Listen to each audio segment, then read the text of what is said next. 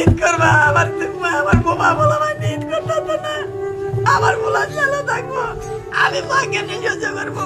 তাহলে তুই আমার ঢাকা শহর একটা 10তলা বাড়ি কিনে দিস, তাহলে ওই বাড়ির ভাড়া উড়ায় আমার বাপ মা খাইবো, আর তোর আমি কেতকুলির তলে লইলে আপু।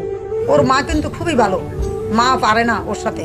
বড় মেয়েরা খুবই লক্ষ্মী, 5 ওয়াক্ত নামাজ পড়ে, সব কিছু করে, পদ্মাশালী থাকে বড় মেয়েটা।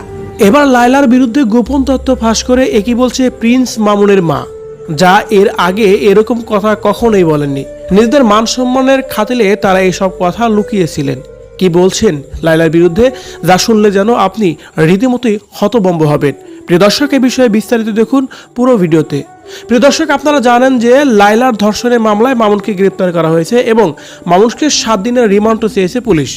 আর এই ঘটনার পরিপ্রেক্ষিতে মামুনের মা সংবাদ সম্মেলন করে অনেক কথাই বলেছে। এ সময় মামুনের মা বলতেছিলেন, আপনারা জানেন লায়লার আগেও 2টি বিয়ে হয়েছিল এবং সেই ঘরেও 2টি মেয়ে রয়েছে। তাছাড়াও লায়লার বড় মেয়ে কিন্তু অনেক ধার্মিক, সে 5 ওয়াক্ত নামাজ পড়ে। বড় মেয়েটা খুবই লক্ষ্মী, 5 ওয়াক্ত নামাজ পড়ে, সব কিছু করে, পদ্মাশালী থাকে বড় মেয়েটা।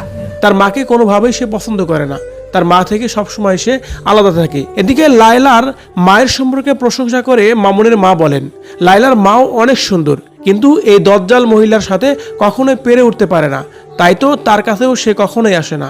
আর লায়লার বোন সম্পর্কে মামুনের মা বলেন, লায়লার বোনও অনেক সুন্দর একজন মানুষ, একমাত্র লায়লার ফ্যামিলিতে লায়লাই একটি বাজে মহিলা, যার কারণে সে পুরো ফ্যামিলি থেকে আলাদাভাবে থাকছে এবং আলাদাভাবে আছে। তার ছোট মেয়েকে নিয়েই সংসার করছে সে। আর এইভাবেই লায়লা সম্পর্কে বিভিন্ন ধরনের কথাই বলছিলেন মামুনের মা।